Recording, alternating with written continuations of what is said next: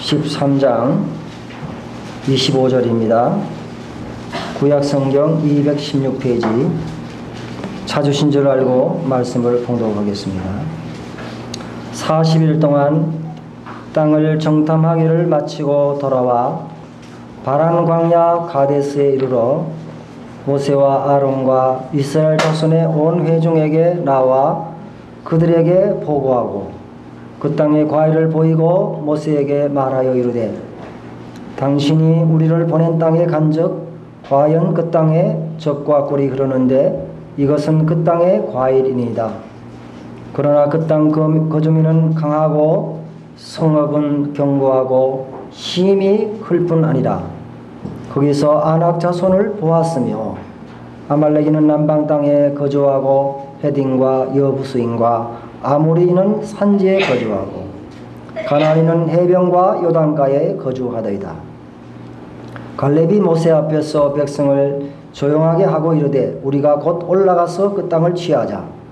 능히 이기라 하나 그와 함께 올라갔던 사람들은 이르되 우리는 능히 올라가서 그 백성을 치지 못하리라. 그들은 우리보다 강하니라 하고 이스라엘 자손 앞에서 그 정탐한 땅을 악평하여 이르되 우리가 두루 다니며 정탐한 땅은 그 거주민을 삼키는 땅이요 거기서 본 모든 백성은 신장이 장대한 자들이며 거기서 네피누 후손인 아낙 자손의 거인들도 보았나니 우리는 스스로 보기에도 메뚜기 같으니 그들이 보기에도 그와 같았을 것이니라. 온 회중이 소리를 높여 부르짖으며 백성이 밤새도록 통곡하였더라. 이스라엘 자손이 다 모세와 아론을 원망하며 온 회중이 그들에게 이르되 우리가 애굽 땅에서 죽었거나 이 광야에서 죽었으면 좋았을 것을 어찌하여 여호와가 우리를 그 땅으로 인도하여 칼에 쓰려지게 하려 하는가. 우리 처자가 사로잡히리니 애굽으로 돌아가는 것이 낫지 아니하랴. 3절까지 말씀을 봉독해 드렸습니다. 오늘 이 읽은 성경의 말씀을 통해서 서로 원망하지 말라 하는 그런 제목으로 말씀을 좀 교제하기를 원합니다. 제가 아는 한 평범한 가정이 있었습니다.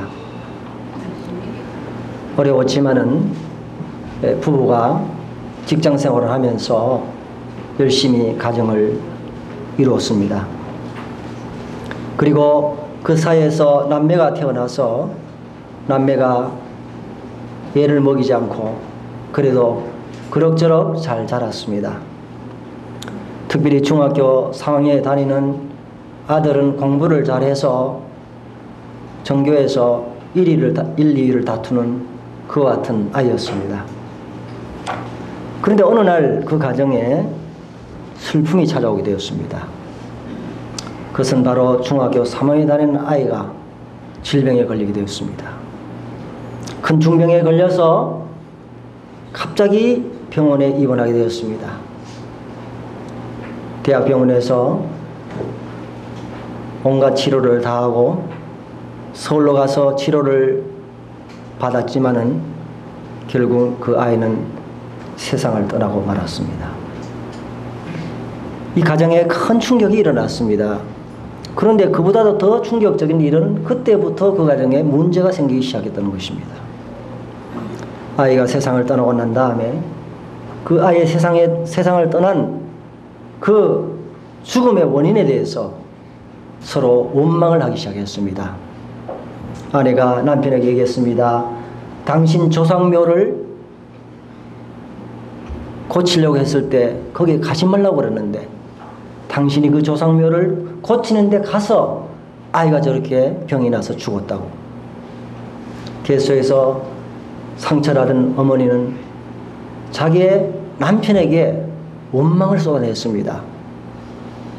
남편도 마음속에 상처가 없는 사람이 아니죠. 얼마나 큰 상처를 안고 있겠습니까? 그 상실의 아픔 가운데서 아내가 서로 붙들어져도 정말 이겨나기 힘든 마당에 아내가 계속 원망하니까 남편도 아내에게 원망했습니다. 왜 내가 그러냐고. 당신이 아이를 제대로 못 살펴서 그렇지 왜 그러냐고 서로서로 원망을 하기 시작했습니다. 그 원망이 계속해서 이어지게 되었고 그 다음에 감정으로 번지기 시작했습니다. 중간에 있는 딸이 이리저리 아픔을 안고 중절해 봤지만 중절을 할 수가 없었습니다. 결국은 이 부부가 갈라지게 되었습니다. 그래서 아내는 아내대로 남편은 남편대로 딸은 딸대로 서로 각각 헤어지게 되었습니다. 얼마나 슬픈 이야기입니까? 정말 그 어려움을 서로 극복하면서 서로 부둥켜 안고 그렇게 살아갔더라면 얼마나 좋았을까요? 그러나 서로 원망하면서 그 마음속에 상처를 싸매지 못하고 서로 갈라졌습니다. 갈라지면 어떻게 한다는 겁니까? 남편이 처량한 모습으로 정말 다니는 그 모습을 보면서 저는 마음속에 너무 아팠습니다. 정말 이 세상에서 참 슬프고 고통스러운 일들이 많지만은 가정이 파괴되는 것 그것은 너무나도 슬픈 일이죠. 그 가정을 파괴했던 주범은 뭡니까? 다른 것이 아니었습니다. 아이가 죽은 것도 아니었습니다. 아이가 죽으면 서로 위로하고 또 힘을 합해서 살아갈 수 있지 않습니까? 그런데 서로 원망을 돌렸다는 사실입니다. 그 원망이 서로 가정을 부수는 그리고 참 씻을 수 없는 상처로 남겨졌다는 사실을 보면서 원망이라고 하는 것은 결코 창조적인 일이 아니라는 사실입니다. 사람들은 원망과 불평하면서 살아갑니다. 그 원망과 불평을 하면서 오해하는 것이 하나 있습니다. 원망하고 불평하면 문제가 해결되리라고 생각합니다. 그러나 반대 현상이 드러난다는 사실입니다. 원망과 불평을 할 동안은 전진할 수 없습니다. 그리고 원망과 불평은 인생의 방향을 바꿔버립니다. 이 사실을 생각하면서 저는 우리의 삶 속에서도 많은 원망과 불평의 마음이 우리 몸속에 살아있어서 그것이 쓴뿌리가 되어서 정말 가정에 어려움을 주고 특별히 하나님의 집에서 습관적인 원망과 불평을 늘어놓으면서 그것이 하나님의 교회를 얼마나 파괴적인 모습으로 몰고 가고 얼마나 어려움으로 몰고 갔는지를 깨닫지 못하면서도 그렇게 살아가고 있는 모습을 우리가 보게 된다는 사실이죠. 그래서 이 말씀을 통해서 우리는 교훈을 받기를 원하는 마음이 있습니다.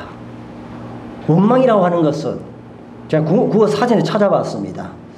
남이 내게 한 일에 대해서 억울하게 여겨 탓하거나 분하게 여겨 미워함, 지난 일을 어짱케 여겨 부르짖음, 바로 불평과 불만의 태도를 원망이라고 그렇게 정의를 했던 것을 보게 되었습니다. 오늘 이스라엘 백성들이 바람 광야에서 이제 가나안 땅에 바로 들어가기 직전에서 그들은 이와 같은 원망의 소리를 함으로 인해서 많은 어려움을 당했습니다. 이 말씀은 이 시대를 사는 이 사람들에게 말한 것이 아니고 고린전서 10장 10절을 보면 사도 바울은 이 이야기가 오늘 이 시대를 살아가는 우리의 이야기라고 말씀해 주고 있습니다. 거기에 보면은요, 어떤 이들이 원망하다가 멸망시키는 자에게 멸망당하나니 우린 저희와 같이 원망하지 말자. 이런 일은 우리에게 거울이 되어 말세를 만난 우리의 경계로 기록되었느니라. 이렇게 말씀해 주고 있습니다.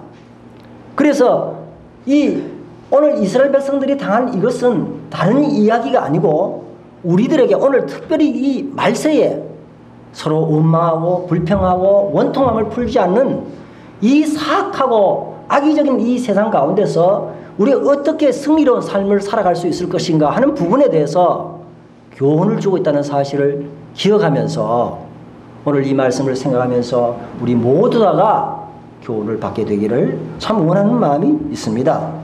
이 원망이라는 낱말이 민수기에 7번 기록되어 있는데 14장과 이 말씀을 통해서 이제 6번이나 여기에 기록되어 있는 것을 보게 되는데요. 그럼 이 원망의 원인이 어디서 시작됐을까 하는 것을 우리 생각해 볼 필요가 있습니다. 이 원망의 원인은요, 바로 부정적인 시각에서 왔다는 사실을 우리가 보게 됩니다. 가나안 땅을 정탐하러 가면서 12명을 대표로 뽑아서 각 지파에 우두머리들을 보냈습니다. 오늘날로 얘기하면 그 지파에서 가장 수장되는 사람들, 똑똑한 사람들, 그 영향력 있는 사람들을 대표로 뽑아서 가나안 땅을 정탐해서 성벽의 여부와 위치와 그 다음에 사람의 수와 여러 가지 것들을 주도 면밀하게 이제 정탐을 해서 와서 다음에 공격을 해 갔을 때에 도움을 얻기 위해서 그렇게 보냈습니다. 그런데 과연 가보니까 적과 꿀이 흐르는 땅이었습니다. 포도가 얼마나 잘 됐는지 포도 한 가지를 두 사람이 나뭇가지에 꿰어서 메고 왔다. 여러분 기가 막힌 건 여러분 그런 포도 이 세상에 봤습니까? 아무리 왕포도라도 그런 포도는 없습니다. 그렇죠? 전무후무한 이 정말 복지의 땅에 하나님께서 주신 그 농작물 이 포도 결실을 메고 그들이 의기양양하게 왔습니다. 너무 놀랐어요. 그런데 그 아름답고 풍요로운 땅에 또 하나의 장애물도 있었습니다. 안악자손들이 있었어요. 굉장히 키가 큰 아주 장대한 여기에 족속들이 알만, 세세와 달메 이런 사람들이 있었습니다. 그런데 와서 보고를 했습니다. 여러분 10사람 이 사람들이 어떻게 보고했습니까? 그 땅에 가보니까 과연 젖과 꿀이 흐르는 땅이고 너무너무 좋은 땅입니다. 그리고 이 포도송이를 가져왔습니다. 그까지는 참 좋았어요. 그러나 이게 문제였습니다. 이제. 그러나 그 땅에는 안악자손도 있고 어쩌고 저쩌고 그들 보기에도 우리가 그렇게 왜소해 보였을 겁니다. 부정적으로 추측했습니다. 그런데요 여기 두 사람 갈렙과 여기 여호수아는 뭐라 그랬습니까? 똑같은 장면을 보면서 뭐라 그랬습니까? 우리 올라가서 치줄 수 있다. 그들은 우리의 밥이다. 무슨 얘기입니까? 하나의 기회를 본 겁니다. 똑같은 상황을 봤는데 이 백성들이 이렇게 된 이유가 뭐냐면 10사람이 부정적인 시각으로 봤다는 거예요. 어떤 분이 얘기했습니다. 황들의 눈을 가지고 있는 사람은 온 세상이 누렇게 보인다 그랬습니다. 어떤 시각으로 보느냐에 따라서 정말 그 사람이 보는 것이 전혀 다른 것을 우리가 보게 됩니다. 윈스턴 처칠이 이야기했죠. 긍정적인 사람은 위기 가운데서도 항상 기회를 본다. 그러나 부정적인 사람은 언제나 기회가 와도 고난만 본다. 이렇게 얘기했습니다. 여러분 정말 우리는 되새길 그런 이야기라고 생각이 되어집니다. 긍정적인 사람들은 항상 이 고난과 위기가 닥쳐와도 그 가운데서 기회를 찾아내는 겁니다. 그러나 부정적인 사람은 아무리 좋은 일이 있어도 그 가운데서 늘 고난만 보는 거예요. 장애물만 보는 거예요. 오늘 10사람이 바로 그와 같은 사람이었습니다. 정말 이 아름다운 복지의 땅에 이와 같은 모든 하나님의 약속이 있고 정말 주어진 이 모든 것들이 주어짐에 불구하고 처음에는 좋지만은 그러나 안 된다는 거예요. 앞에 좋은 거 다 얘기해 놔놓고 그러나가 문제입니다. 그 긍정적인 사람은 어떻습니까? 그래 이런저런 이런 어려움이 있고 문제가 있지만 그래도 할 수 있다 이겁니다. 왜요? 하나님을 바라보면서 장애물보다도 더 크신 하나님을 바라보면서 할 수 있다는 가능성을 본 거예요. 그래서 그러나 하는 것과 그래도 하는 것과는 굉장히 차이가 많습니다. 오늘 물 하나 떠다놨네요. 여러분 사람이 컵을 갖다 놨는데 컵에 물이 반틈 차 있습니다. 그런데 그 컵을 똑같은 물 반틈 차 있는 거 보고요 긍정적인 사람 뭐라 그럽니까? 야 물이 반이라도 차 있네. 부정상에는 뭐 사람 뭐랍니까? 반밖에 없네. 여러분 그 말 하나로요 굉장히 영향이 큽니다. 오늘 우리는 정말 이 부정적인 시각을 가졌다고 하는 것이 얼마나 무서운 걸 보게 됩니다. 이 부정적인 시각은 뭐냐면 불신의 눈으로 바라본다는 거예요. 믿음 없는 눈으로 바라본다는 이야기입니다. 그래서 사랑 형제 자매님들이요, 하나님의 집에서 여러 가지 많은 문제들이 있겠죠. 왜 문제가 없겠어요? 사람 자체가 문제인데. 그러나 그 가운데서 하나님이 우리 가운데 함께 계시잖아요. 삼겹줄은 쉽게 끊어지지 않는다 그랬잖아요. 삼겹줄이 뭡니까? 한 줄은 나 줄이고 한 줄은 상대방의 줄이잖아요. 이 줄이 두 개 있는데 중간에 뭐가 있느냐? 쇠줄이 있어요. 하나님의 줄입니다. 그러니까 하나님의 교회는 금방 넘어지는 것지만 안 넘어져요. 왜요? 하나님의 줄이 중간에 있기 때문에 형제 자매들이 연약함이 있어도 그 중간에 이 쇠줄과 같은 강한 하나님의 줄이 우리를 붙들고 있기 때문에 하나님의 줄은 끊어질 리가 없습니다. 그 가능성을 보여야 되는 거예요. 그런데 그것은 다 제거해버렸어요. 하나님의 약속도 다 잊어버렸습니다. 오직 하나님께 눈을 돌려가지고 환경을 보니까 부정적인 것만 보이지. 우리의 눈이요, 하나님의 눈을 떠나는 그 순간부터 부정적인 것만 보입니다. 어려움만 보이고 장애물 보입니다. 두려움이 막 옵니다. 부정적인 시각은 부정적인 말로 연결이 되었습니다. 그래서 막 하드라 방송이 막 나가는 거예요. 그래서 이 여호수아 갈렙이 본 이 정말 가능성 있고 믿음의 말은 그 부정적인 사람들에게 완전히 묻혀버렸어요. 거기에 들어갈 틈이 없었습니다. 와 하면서 막 그 집에 돌아가가지고 말을 합니다. 야, 그 땅은 좋지만은 도저히 안 돼. 우리가 죽어. 막 이야기합니다. 근데 그 집이 옆에 진주문에 그 텐트 친 집으로 또 옮겨갑니다. 온 집안에 완전히 이제 이 이스라엘 진중에 한 300만 되는 그 진중에 다 퍼져버렸어요. 부정적인 시각에서 부정적인 말이 나옵니다. 그리고 그 부정적인 말은 거기서 끝나지 아니고 전염병처럼 번진다고 하는 사실입니다. 그래서 이 이야기를 들은 백성들이요, 통곡을 합니다. 밤새도록 통곡합니다. 여러분 250만이 밤새도록 한번 울어보세요. 여름에 농가에 가가지고 깨구리들이 우는 소리를 한번 들어보라고요. 가끔 들으면 깨구리 소리가 재밌습니다. 그런데 군에 가서 훈련 나가가지고 그 새벽에 깨구리 텐트 옆에서 깨구리 소리 들리면요, 잠 다 깨봅니다. 그 깨구리 소리를 들어도 시끄러운데 250만 명이 울면서 통곡하면요, 얼마나 힘들겠어요. 그러면서 이 말이 번졌어요. 이스라엘 자손들이 다 모세와 아론을 원망했다. 한 사람도 빠짐없이 전부 다가 모세와 아론을 원망했어요. 모세와 아론만 원망했던 것이 아니라 그 다음에는 여호와가 우리를 그 땅으로 인도하여 칼에 쓰려 하는가. 우리가 이 광야에서 죽었던 죽을 뻔했다. 이 과정을 잘 보면은 부정적인 시각에서 부정적인 말이 나오고 그 부정적인 말이 전염이 돼가지고 그 다음에는 지도자를 원망하게 되고 지도자를 원망하는 데서 연결돼가지고 하나님을 원망하고 그리고 막말했습니다. 극단적인 말을 했다는 거예요. 광야에서 죽었으면 좋았을 것을. 나중에 어떻게 된지 아시죠? 우리 오늘 여기서 배울 수 있는 게 뭡니까? 우리 말 조심 참 해야 됩니다. 조심해야 됩니다. 부정적인 말은요, 굉장히 영향력이 크다는 겁니다. 이 부정적인 말은 에볼라보다도 훨씬 더 치사율이 높아요. 에볼라는 걸리면 50%에서 90%가 죽는답니다. 덜덜 떨지요.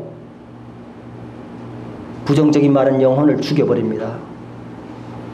기쁨과 소망을 죽여버려요. 가나안 복지를 눈앞에 바로 두고 이제 곧 들어가는데 광야 생활을 하고 난 다음에 그 지나친 광야 생활을 곧 들어갔는데 그 앞에 두고 그 목전에도 들어가지 못했다는 거예요. 죽었다는 겁니다. 여러분, 하나님의 집에 있어서 영적이지 못하고 육신적인 사람들이요, 큰 소리 쳐가 목소리 높이면 믿음의 사람들의 말은요 묻혀버립니다. 그 사람들이 훨씬 더 영향을 끼치고 빨리 말이 번지는 거예요.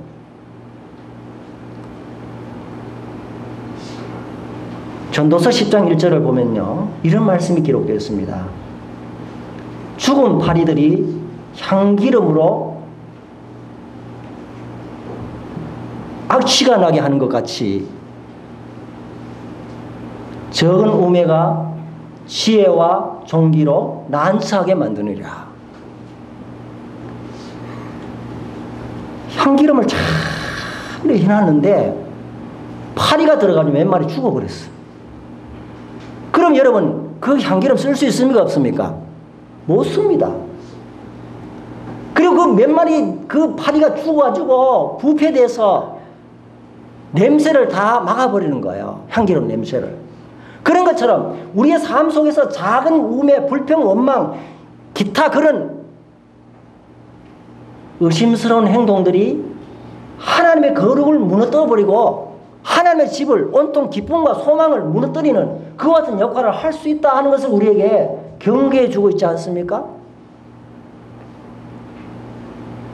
그리고요, 다수의 말이 다 옳은 것이 아닙니다.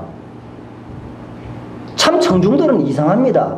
청중들은요 알아보지도 않고 말하는 사람들 쉽게 동요됩니다. 군중의 심리가 바로 그런 거예요. 자세히 알아보고 성경처럼 자세히 알아보고 검토해보고 맞는지 안 맞는지 그렇게 해야 될 건데 그냥 막 듣는 거예요. 사람의 말은 다 들을 필요도 없어요. 분석해서 들어야 되는 겁니다. 그런데 이 사람들이 그 말을 들은 거예요. 번졌습니다. 빨리 번져버렸어요. 어떻게 됐습니까? 다수의 말이 영향을 미쳤습니다.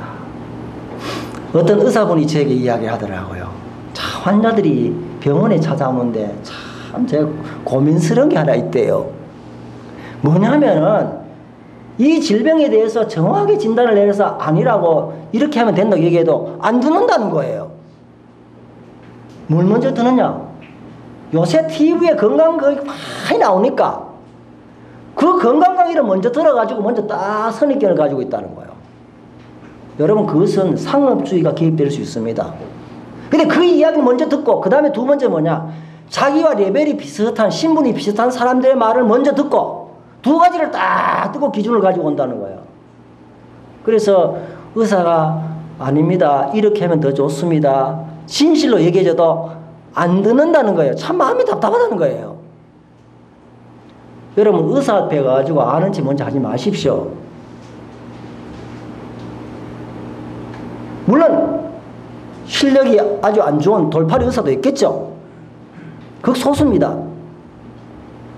그런 것처럼 이 말씀을 봤을 때 타수의 영향력이 반드시 옳은 것은 아니라고 하는 사실을 보면서 인간적인 측면을 보면은 모세와 갈렙은 죽을 사람입니다. 그래서 나중에 돌로 쳐 죽이려고 했잖아요. 그리고 번쩍합니다. 모세와 아론이 뭐 죽을 죄를 지었습니까? 죽을 죄 지었습니까? 여러분 그들도 참 고민거리가 많지 않았겠어요. 250명에서 인도하면서 그들도 인간인데 모세가 하도 고기를 좋아하고 불평 원망하니까 하나님 내가 이 자식들 이 사람들 낳았습니까? 내 자식입니까? 차라리 은혜를 베푸사 나를 죽여 이 공고를 보지 않게 해주셔서 너무 힘드니까 자기도 벗어나고 싶은 생각이 있었던 거예요. 믿음을 잃어버렸어요. 하나님의 종들도 믿음을 잃어버릴 때가 있는 겁니다. 그들도 사람입니다. 그리고 모세도 그만두고 싶은 생각을 수없이 했을 거예요. 근데 그만둘 수 없었던 게 뭡니까? 하나님께서 그를 꼭 잡아가지고 사명을 주셨기 때문에 그 사명을 끝날 때까지 도망갈 수가 없었던 겁니다. 사람 쳐다보고 환경 쳐다보면 하루도 하고 싶지 않았을 거죠. 마음속에 좌절하는 마음, 고민스러운 마음, 슬픔의 마음이 많이 있었을 겁니다. 그리고 원인을 보면은 자기들의 원인은 아무것도 없어요. 오직 지도자들만 초점을 맞춥니다. 사람은 남 탓하기 참 좋아합니다. 잘하면 자기 탓이고 못하면 누구 탓이요? 조상 탓이요.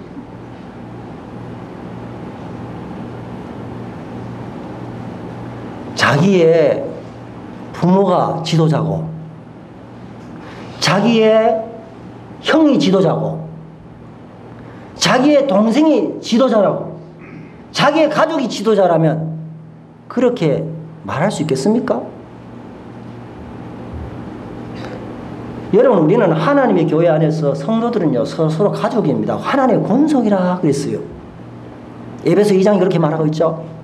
영적으로 하나님의 가족입니다. 이 가족의 특징은 뭐냐면요, 흉을 보지 않는다는 겁니다. 왜냐하면 가족의 흉을 보면 누구의 흉을 보는 겁니까? 자기 흉 보는 거죠. 누워서 침 뱉깁니다. 그러니까 어지간해도 자기 가족들에 관한 흉은 밖에 나가서 다른 사람의 얘기를 안 해요. 몰지가 가니까 나가가지고 막 떠벌리는 거예요. 떠벌리면 누구한테 돌아온다는 거예요. 누워서 침 뱉기지. 가족이라는 것은 그런 겁니다. 하나님 영적인 가족이 그런 거예요. 이스라엘 백성들은 영적인 하나님 자기들 가족이었잖아요. 그리고 거기서 끝난 것이 아니었죠. 막말했습니다. 마음이 더 강팍해졌죠. 건설적으로 되어가는 것이 아니고 지금 파괴적으로 계속 가고 있는 거예요. 그래서 막말합니다. 죽었으면 좋았을 것을. 지도자를 무시했습니다. 한 지도자를 세우고 어디로 돌아가자고요? 애굽으로 돌아가자. 애굽에 있었을 때 어땠습니까? 440년 종살이 하면서 바로 밑에서 짐에 눌려가지고 탄식하면서 부르짖으면서 남자가 나면 다 죽여버리고 그런 사악한 왕 밑에서 있었던 것도 언제 잊어버리고 돌아가자는 거예요. 돌아가면 어떻게 하는 거예요? 돌아갈 수도 없었고요. 돌아가도 안 되는 겁니다. 돌아갈 길이 없는 겁니다. 앞으로만 가면 돼요. 이제 바로요인데. 그리고 하나님까지 원망했습니다. 하나님이 나왔습니다. 여러분, 사람이요, 잠언 19장 3절에 보면 사람이 미련함으로 자기 길을 굳게 하고 마음으로 여호와를 원망하느니라. 지가 미련하게 해놔놓고는 하나님 원망한다는 거예요. 아담과 하와에게 하나님 물었습니다. 아담에게 네가 어떻게 해서 그렇게 했느냐. 하나님이 주셔서 주신 그 아내가 그렇게 했습니다. 계속 탓하는 거예요. 변명하고 아이고 하나님 내가 잘못했습니다 하고 했으면 좋았을 낀데 계속해서 그렇게 하는 겁니다.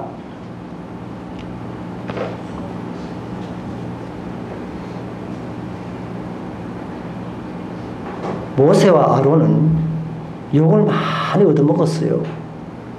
지도자는 어떤 사람이냐? 욕 많이 먹는 사람입니다. 욕 먹기 싫어하면 일할 필요도 없어요. 어떤 분이 얘기하더라고요. 모 자동차 간부가 그런 얘기 하시더라고요. 나는 연봉의 90%가 욕값이라 그러더라고요. 위에서 욕하지, 노조원들이 욕하지, 중간에 샌드위치 돼가지고 맨날 욕 먹는다는 거예요. 대통령도 욕하는데 뭐. 대통령 막 전부 대통령 욕합니다. 물론 뭐 잘못하기 때문에 욕하겠죠. 그 욕하면 듣고 그리고 그 욕하면 그런 진실이 있으니까 겸손하게 되고 뭐 좋은 점도 있습니다. 그런데 욕하는 사람에게는 하나도 좋은 게 없다는 겁니다. 왜요? 우리 뇌는 뇌 세포가 90%의 우리 말에 영향을 받는다는 겁니다. 그러니까 부정적인 말을 계속하고 원망하고 불평 불만 계속 하면은 그 말이 상대 배를 따고 들어간 게 아니고 내 머리를 따고 들어가. 나는 부정적인 인간이 되어버리고 부정적인 행동이 되게 되고 부정적인 생각할 동안은 창조적인 활동이 할 수 없고 창조적인 열매가 맺을 수가 없는 거예요. 자기 손해입니다. 신앙을 망치는 길 하나 있습니다. 그건 집에서요, 성도를 욕하는 겁니다. 흠을 보는 거, 부정적인 이야기 하세요. 많이 하시라고요. 그리고 부부싸움 많이 하세요. 그러면요, 아이들이 다 듣습니다. 듣고 이렇게 생각합니다. 나는 나중에 결혼해서 우리 아빠처럼 안 될래. 우리 엄마처럼 안 될래. 말은 그리 합니다. 욕하면서 배운다고. 배운 거 그거밖에 없어. 인자가 딱 박혀 있어요. 나중에 부부, 나중에 결혼해가 싸움하면요, 하던 그대로 합니다. 아이들을 냉소적으로 만들고 신앙적으로 만들지 못하는 그 원인의 많은 부분은요, 부모들이 집에서 부정적인 말을 많이 했기 때문에 그렇습니다. 그리고 냉소적으로 만드는 것입니다. 그럼 원망에 대한 태도를 어떻게 해야 되겠습니까? 거기 보면요, 모세가 엎드렸다 이렇게 기록되어 있습니다. 그게 말씀을 보면요, 5절에 그렇게 되어 있죠. 모세와 아론이 이스라엘 자손의 온 회중 앞에서 엎드린지라. 이게 엎드리는 것은 뭐냐면 완전히 엎드리는 걸 말합니다. 얼굴부터 몸까지 완전히 땅이 되는 걸 말해주고 있어요. 이것은 뭘 말합니까? 하나님을 호전히 의탁하는 것을 말해주고 있습니다. 배를 땅에 대고 하나님만 의지하는 겁니다. 모든 의지를 다해서 하나님을 신뢰하는 뜻입니다. 주님, 저는 할 수 없습니다. 250명이 울어대는데 내가 어떻게 할 수 있겠습니까? 할 수 없습니다. 하나님 하십시오. 민수기 16장 4절에 보면 고라와 다단과 아비람과 유명한 자 250명이 일어나 반영할 때 모세가 엎드렸습니다. 22절에 하나님의 영광이 나타나서 그들을 다 멸하려고 했을 때 엎드렸습니다. 20장 6절에 보면 무리바에서 물이 없어 백성이 다툴 때 하나님께 엎드렸습니다. 세상을 살아가면요, 원망과 불평이 많습니다. 격려는 없고 원성만 가득합니다. 사람들은 자기 책임을 없고 100% 상대의 원인입니다. 가정에서도 자녀가 우리 아버지 때문에 맨날 그렇다고, 우리 엄마 때문에 내가 이렇다고 원망을 쏟아놓습니다. 남편은 아내 보고 당신 때문에 우리가 이렇다고, 아내는 남편 보고 원망합니다. 당신이 잘하면 이러냐고. 여러분, 계속 그렇게 서로 원망하게 되면 정말 얼마나 어렵겠습니까? 그런데 원망과 불평 대신에 기도해 보세요. 다 바뀝니다. 원망하는 시간에 기도하세요. 불평하는 시간에 기도하십시오. 자기도 변하고 상대도 변합니다. 그리고 좋은 점과 감사한 점들을 한번 찾아보세요. 그래도 감사할 일이 많지 않겠습니까? 그러면 서로 좋은 거 아니겠어요? 그래서 주님 앞에 엎드려야 됩니다. 엎드리면서 주님 앞에 정말 도와달라고. 여러분 삶 속에 그와 같은 원망과 불평의 마음이 생긴다면 언제든지 주님 앞에 엎드리게 되시기를 바랍니다. 어떻게 됐습니까? 26절 이하에 보면요, 여호와께서 모세와 아론에게 말씀하여 이르시되 나를 원망하는 이 악한 회 중에 내가 어느 때까지 참으랴. 이스라엘 자손이 나를 향하여 원망하는 바 그 원망할 말을 내가 들어노라. 그들에게 이르기를 여호와의 말씀에 내 삶을 두고 맹세하노니 너희 말이 내게 들린 대로 내가 너에게 행하리니 너희 시체가 이 광야에 엎드릴 것이라. 너희 중에서 20세 이상으로 계수한 자 곧 나를 원망한 자 전부가 여분의 아들 갈렙과 눈의 아들 여호수아 외에는 내가 맹세하여 너에게 살게 하려는 땅에 결단코 들어가지 못하리라. 36절 모세의 보냄을 받고 땅을 정탐하고 돌아와 그 땅을 악평하여 모든 회중에게 모세를 원망하게 한 사람, 그 땅에 대하여 악평한 자들은 여호와 앞에 재앙으로 죽었고 그 땅을 정탐하러 갔던 사람들 중에서 오직 눈의 아들 여호수아와 여분의 아들 갈렙은 생존하리라.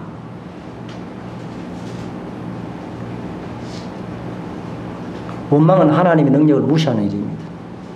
하나님을 믿고 있다는 증거입니다. 중요한 것은요, 하나님이 원망의 말을 들으셨다는 거예요. 그리고 그 원망하는 말 그대로 하나님께서 시행하셨다는 겁니다. 그리고 이 원망을 하나님에 대한 죄로 받으셨다는 겁니다. 우리 속담에 말은 씨가 된다 하는 말이 있습니다. 다윗은 그것을 분명히 안 사람이었습니다. 그래서 시편 34편에 보면 생명을 사랑하고 좋은 날 보기를 원하는 사람은 그 입을 악에서 금하며 거짓을 멀리하라. 여러분, 생명을 사랑하고 좋은 날 보기를 원하십니까? 우리가요, 악한 말을 그쳐야 됩니다. 악한 말대로 듣는 거예요. 우리 모두가 실수할 수 있는 게 뭐냐면 행불행이 다른 곳에 있는 것보다도 우리 세지 혀 때문에 그렇습니다. 자녀들은 광야에서 방하게 됐죠. 그들은 다 죽게 되었습니다. 주의 작성 사망입니다. 원망은 징계를 불러다 옵니다. 바로 영적인 죽음이었습니다. 우리의 삶을 살아가면서 이 마지막 때에 원망과 불평이 있다면 주님 앞에 깊이 통회하는 심령을 가져야 됩니다. 성경은 우리에게 말해주고 있습니다. 시편 37편을 보면요, 여호와 앞에 잠잠하고 참아 기다리라. 악한 자의 형통함을 보고 불평하여 말라. 행하게 치우칠 뿌리라. 악한 자가 형통할 수 있습니다. 그 분노를 품지 말라는 거예요. 하나님이 개입하시기 때문에 그렇습니다. 뿐만 아니라 베드로전서 4장 9절에는 손 대접하면서 서로 원망하지 말라고 그랬습니다. 손님 대접하기를 원망 없이 하고, 아유, 또 손님 오네. 집에 손님이 하나도 안 오면요, 개미 한 마리도 안 오면 그 집은 망합니다. 찾아오는 손님, 가는 손님 예의 바르게 하면 복입니다. 레위기 19장 18절에는 동포를 원망하지 말며 이렇게 말씀드리고 있습니다. 특별히 하나님의 집에서 서로 비방하거나 서로 판단하거나 서로 원망하지 말라고 말씀해주고 계시죠. 야고보서 5장 9절에 보면 형제들아 서로 원망하지 말라. 심판자가 문 앞에 서 있느니라. 주님이 곧 오신다는 거예요. 주님 문 밖에 계신다는 거예요. 우리가 참 삶을 살아가면서 여러 가지 힘들고 어려운 일들이 많습니다. 가정에도 그렇고 개인적으로 그렇고 하나님의 교회에서 넘어야 할 산들이 참 많습니다. 산을 넘고 나면 또 산이 생깁니다. 그런데 그것을 우리가 참 생각하면서 이 세상에 무거운 짐이 없는 것도 없고 또 가벼운 곳이 있는 것도 없습니다. 다 무거운 짐들을 지고 그렇게 우리가 어려운 일들을 행하면서 살아갑니다. 그런데 서로 격려하고 위로하고 용기를 북돋주는 그와 같은 일을 하는 대신에 원망한다면 모든 것이 창조적으로 갈 수가 없어요. 선한 열매를 맺을 수가 없습니다. 그리고 그 마지막은 너무나도 비참하게 되는 것입니다. 그러나 반대로 격려하고 위로하고 감사하고 또 어려운 일이 있을 때마다 무거운 짐이 있을 때마다 주님 앞에 엎드리고 기도하면 하나님께서 그 상황들을 변화시켜 주시고 내 자신도 변화시켜 주시고 하나님께 영광을 돌리게 해 주실 줄 믿습니다.